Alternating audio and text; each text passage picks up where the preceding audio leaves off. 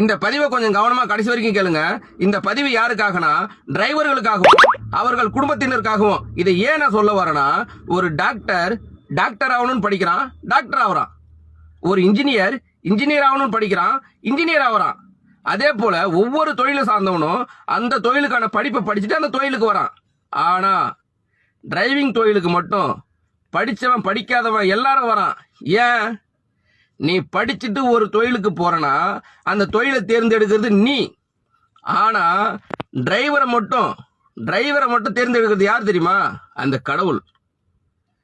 கடவுள் டைரக்டா தேர்ந்தெடுப்பான் டிரைவரை. அப்படி உன்னதமான ஒரு தொழில் டிரைவிங் தொழில். கடவுள் நம்பிக்கை இருக்கவங்க எல்லாருக்குமே சொல்றேன், கடவுளை கண்ணால பாத்திருக்கீங்களா இல்லையான்னு எனக்கு தெரியாது. ஆனா தினம் உங்க வாழ்க்கையில ஒரு இடத்துல இருந்து ஒரு இடத்துக்கு உங்களை கூட்டிட்டு போற ஆட்டோ டிரைவரா இருக்கலாம், பஸ் டிரைவரா இருக்கலாம், கார் டிரைவரா இருக்கலாம், ட்ரெயின் டிரைவரா இருக்கலாம், யாரா வேணா இருக்கலாம். உங்க கண்ணுக்கு தெரிஞ்ச கடவுள் அவன் தான். ஒரு செகண்ட்ல